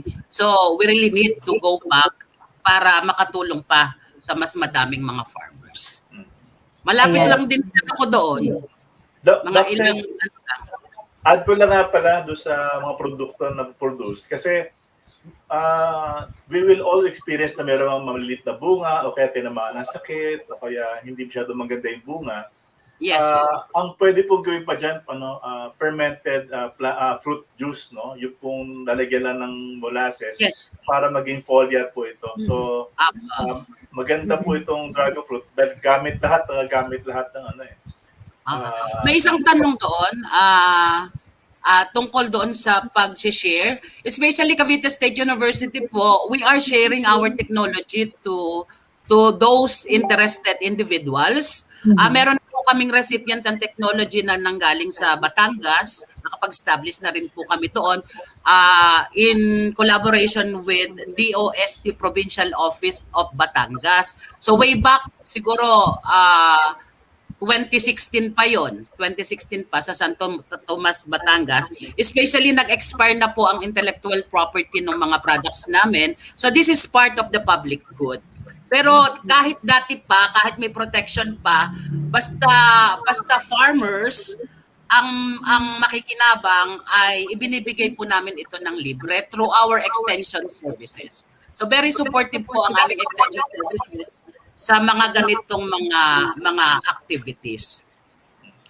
Ayan. So, thank you, Doc. Good news po yan para sa ating mga viewers kasi ang dami po nagtatanong, kayo daw po ba ay nagko-conduct either ng virtual or hands-on training? Especially daw po, Ma'am Mildred. Kasi ang daming nakita nila, so ang dami pong interested na magkaroon po or mag-request siguro ng hands-on or virtual training. Meron sa po ba? amin po ay by request po ay ini-schedule po namin through the extension services po. So very willing virtual po kami. Opo, pwede rin po. Basta magpa-schedule po sila sa extension services at i-coordinate po nila iyon doon sa mga technical expert.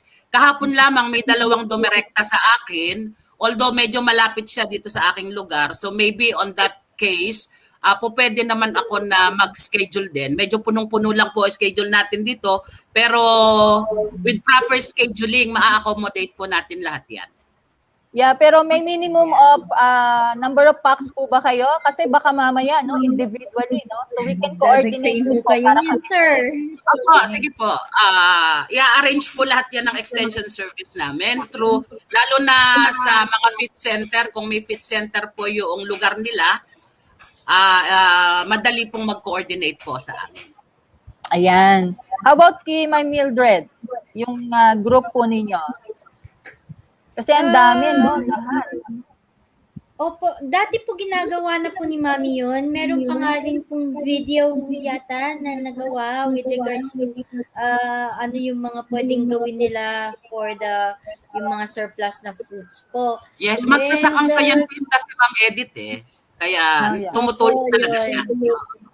Opo. So, ino-open naman po namin sa public yung pagtuturo. But as per, sabi ni Sir Teddy, meron din naman yung, sabihin na natin, merong secret ingredient in all of the innovations. Yung ganon. So, not exactly the same with that na sasabihin mo yung buong-buong recipe. Yun. But, it will still the same, taste the same and a lot more. Ganon. Pero meron at meron kahit isa na hindi mo talaga kahit anong produkto meron yun. Ganon po yun. Pero we're open po. And hindi naman complicated talaga yung mga produkto namin. Actually, nagagawa naman ng bakery yan, nagagawa naman ng kung sino-sino po yan. It's just a matter of meron lang din na pagkakaiba na pwede namin idagdag just to make parang meron kaming tatak pa rin kahit konti doon sa Naalala ko way back, bumibisita po talaga si Ma'am Edith at saka ang kanyang asawa noong mga nagsisimula pa lamang para makapag-benchmark. Siguro mga 3 beses kaming nag-meet and then mga 2 beses sa isang sa exhibit sa Manila. So talagang ang effort ni Ma'am Edith naman is worth of mentioning dahil talagang sa pioneering work on dragon fruit ay talagang isa siya talaga sa mga pioneers dito sa Pilipinas. Very close kami Hindi na po noon. natutulog. Hindi na po nga siya natutulog. Ako, Lagi po talaga, nasa at saka sa Kasipagan talaga, naganda namin yan na talagang working sa kanyang farm. I visited your farm, I think, way back in 2008. Oh. Ayan. Yes. Almost the start. Opo. We've been 4 years na. Opo. Yes, dinalaw ko siya doon. Tapos 3 beses siya dito. Salamat po, sir. And then si Salamat po, Mr. sir. Orgonco is also our client. So talagang nagkakaroon sir. kami ng mga... Yes. Si Sir Felipe. Opo. We have a common clients naman na naseserba namin ni Ma'am Dakoy-Koy before. Opo, maganda Ayan. po. And then, inilipat na po niya yung mga ano niya, nasa Iloilo na po yung mga cactus po niya ngayon. Wala na sa Guimaras. Wala na po sa Guimaras. Transfer po niya sa Iloilo now. That's very good. Ito po, sir and ma'am, para po sa another question ng ating viewer. How much is the estimated cost to acquire fruit dehydrator? Can we see the equipment? This is from Brian Presbetero. Wala po ako ngayong picture po. Hindi ko ma-open yung desktop. Pero ang dehydrator po more or less, no less than 800,000 po yung sa amin po. 800,000 pesos, ma'am. What's the capacity po nung Opo, ma'am? no less than 800,000 pesos po yung sa amin. Which is, it has at least 24 trays po yata siya. If I'm not mistaken, it's 24 trays. Opo. All right. So ito po again, ma'am Mildred, ito para din sa inyo. How to make dragon fruit soap made out of stem. Ay, opo. Talagang sinagot ko na po yun interested tong kanina. si Sir Chris, no? Si Sir Chris. Sir Chris, Ano nun po, alam niyo po yung aloe vera? It's the same with that. Ang difference lang is may tinik siya, talagang tinik, and then yung core is matigas. So we need to remove all those. And then the first layer of the skin ng leaf, tatanggalin mo po din po yun. Parang pinakabalat skin, ano niya, yun, tatanggalin mo yun, and then pwede mo na siyang lagay sa sa blender, just to blend all of it po, para maging parang aloe vera nga po ang dating. And then you can mix it with caustic soda or ang tawag nito yung we call this glycerin, pwede rin yun. So kung gusto mo ng mabilisan na processing na pwede mo na siyang gamitin come next day, pwedeng glycerin. Pero ang caustic soda, you need to wait until a month na pwede mo siyang gamitin. Opo. Yun yung difference nila sa caustic and then dun sa sa glycerin po. And then you can just add po ng scent na gusto nyo. Yun po yung pwedeng gawin. Ayan. So another beauty, pampaganda, no?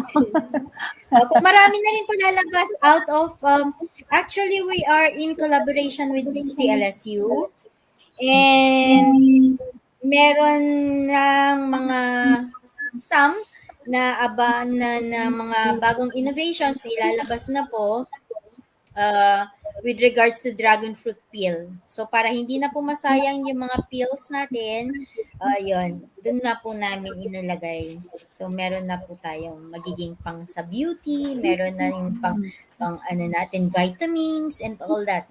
Magkakaroon na po tayo ng ganun. Opo. So yan. Mga ka-Agribiz, abangan po natin yan, ano? Yung mga produkto ni Ma'am Mildred, no? So meron pa from Sara Villacorta Parilla, affordable lang po ba yung mga presyo sa products po ng dragon fruit, like ranges value of the products po? Affordable daw po ba yun, sir, yung mga na-produce ng Cubs 2 and of course yung kay Ma'am Mildred?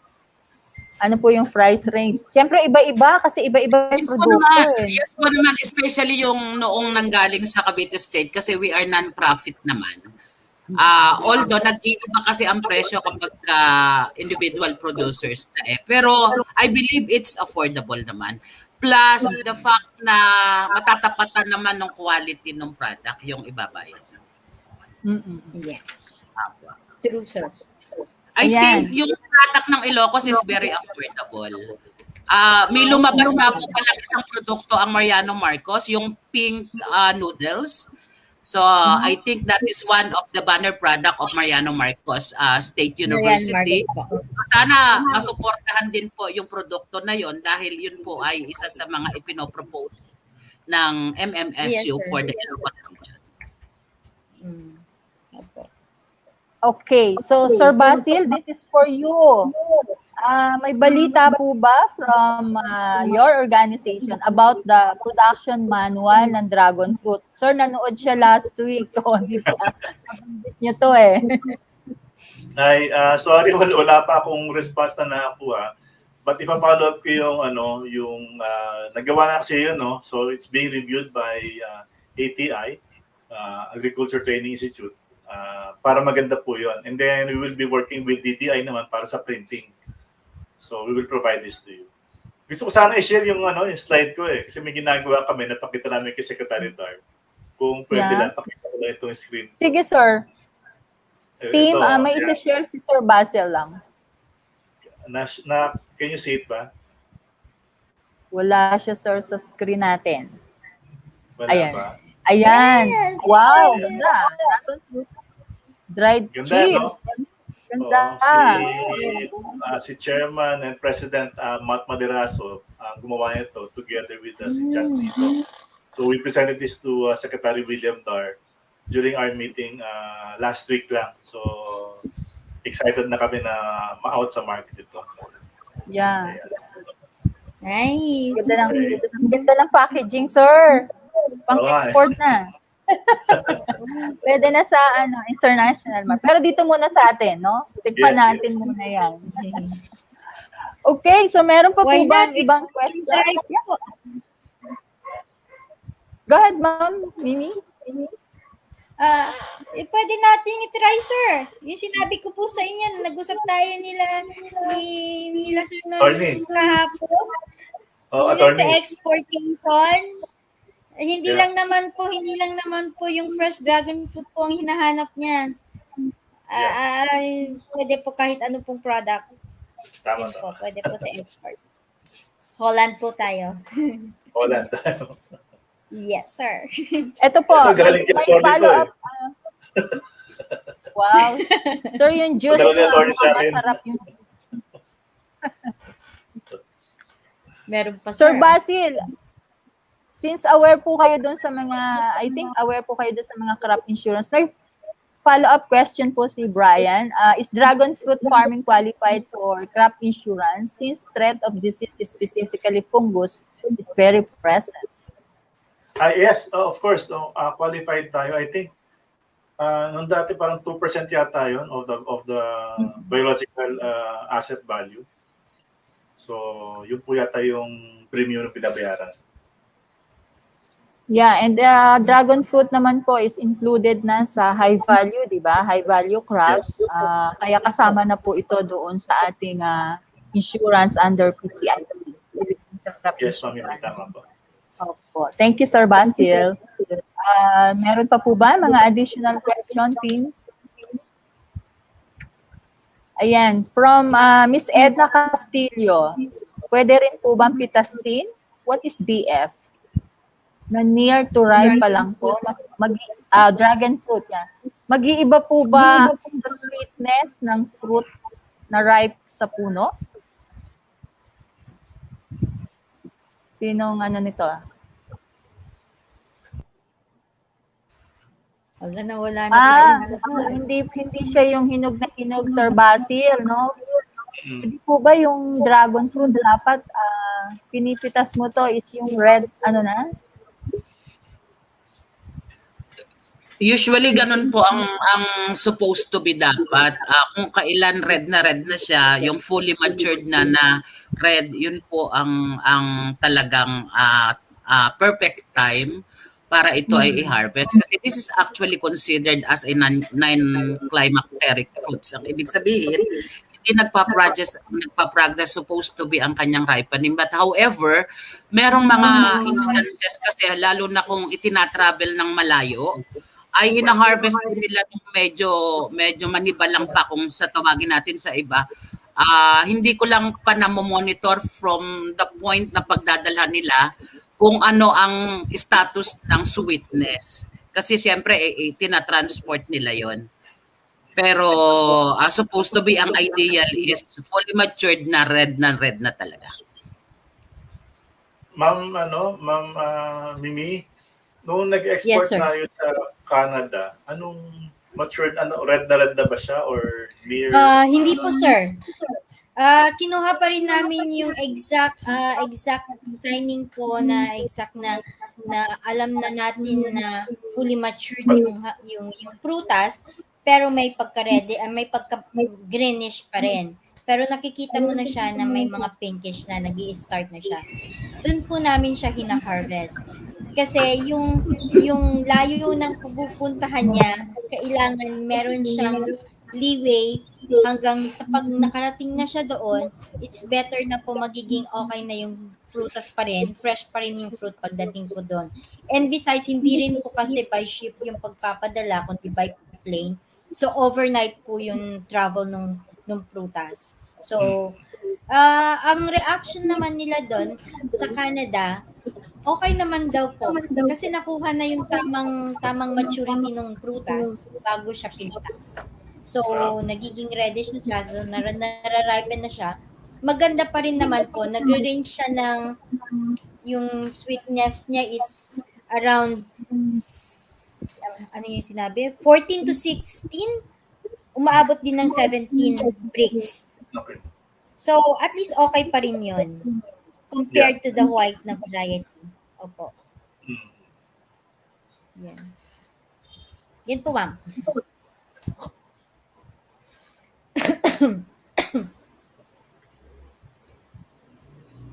Naghang yata si Miss Mimi Tolentino. Opo, naghang. Wala na eh. Hanap tayo ng mga question siguro. May question pa po eh. Are the speakers generous enough to share their recipes? Oo naman po. Wala silang technology para sa mga processing. Di po ba hindi naman po kailangan ng ganong technology na masyadong mahirap na technology just to process po, no? Tsaka Sir Basil, tsaka Sir Teddy.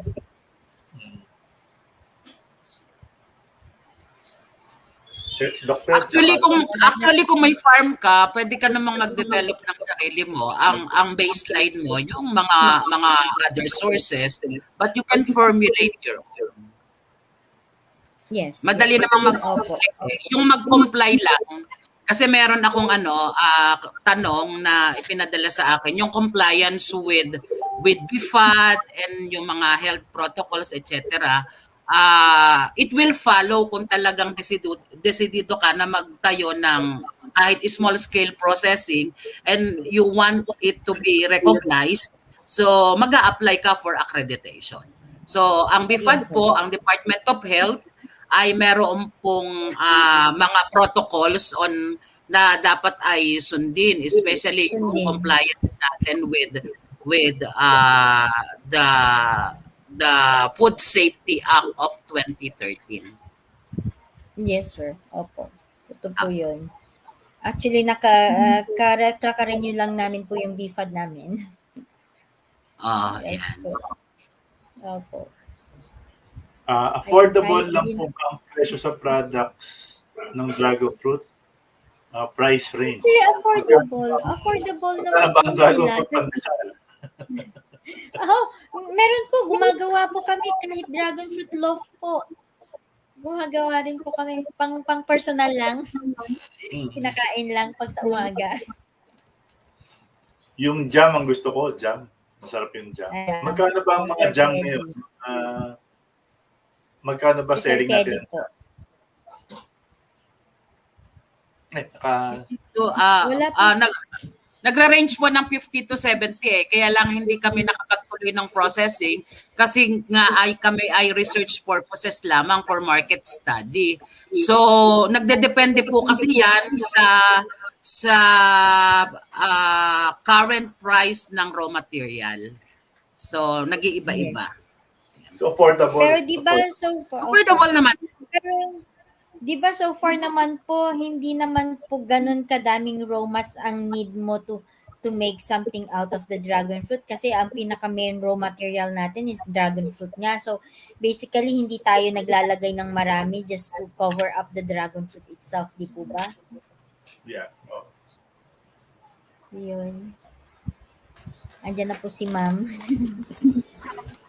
Sabi ko nga, Mildred, ikaw magkaroon pa ng cooking it up with Mimi. Puro mga dragon Ano po, fruit sir? product. Magkaroon ka ng TV program, Cooking It Up with Mimi. Ay! Diyos ko. Marunong akong kumain, sir. Hindi ako marunong magluto. Ay. Hi, Ma'am Mimi. Ayan, hello. So again, Okay na thank po. you so much po at para po sa ating mga ka-Agribiz na marami pa po kasing mga queries po dito but we will consolidate all of these queries and then we will send it po doon po sa ating close group at saka doon po sa ating FB page. So ano na lang, right now we would like to ask yung concluding statement or message po ng ating resource person, si Dr. Tepura. Maraming salamat po sa DA Amas for inviting me again to this Agribiz webinar. Maraming salamat din kay Sir Basil at saka kay Ma'am Mimi for sharing the knowledge that you have and your experiences on dragon fruit production and processing. May natutunan din po tayo. We hope na nakapagbahagi din po tayo ng ating mga technologies. Sa mga gusto po na makipag-ugnayan po sa amin, ipahatid nyo lang po ang inyong mga interest sa extension services kay Dr. Almira Magkawas or kay Miss Lorna Matel po. At ito po ay makakarating po sa mga technical expert kung ano po ang mga pangangailangan nyo po sa inyong mga farms. Very willing po kami to assist you to the best that we can. So I hope that we can meet someday at makapag-tulungan sa mga iba pang mga bagay na para sa ikauunlad ng dragon fruit farming dito po sa Pilipinas. Magandang araw pong ulit sa akin lahat. Thank you, Doc Teddy. And how about Ma'am Mildred? Ganon din po. Maraming salamat po sa DA Amas po and sa lahat po, Sir Teddy, Sir Basil. Ang masasabi ko lang po, if talagang desidido kayo to go into the to processing, siguro make it something na talagang gusto nyo talagang gawin. Kasi with regards to the health benefits po, marami po siyang maibibigay. And hindi lang yon, it will make even better po na yun na yung magiging source of parang energy booster natin sa araw-araw kung makakagawa kayo ng ganon, aside from just eating plain bread or something po, we can add on sa dragon fruit po natin. So yun.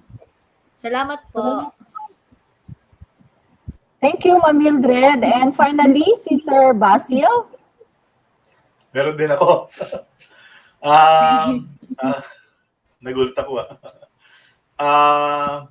Mula po sa Philippine Dragon Fruit Growers Association, nais ko po kayong anyanyahan na palaguin po natin ang dragon fruit industry sapagkat po ang dragon fruit industry, bata pa po, nasa infancy stage.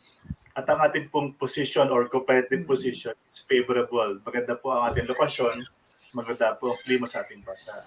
So, samahan niyo po kami sa paglago ng isang inclusive na dragon fruit industry para sa masaganang ani at malaki ang kita. Thank you. Ayan, so thank you so much, Sir Basil. Maraming salamat po sa ating mga resource persons sa araw na ito. Doc Teddy, Ma'am Mildred, and of course, Sir Basil. Napaka-supportive talaga niya sa industry. And mga ka-Agribiz, maraming salamat din po. At sa inyong panonood at kasama po namin kayo sa araw na ito.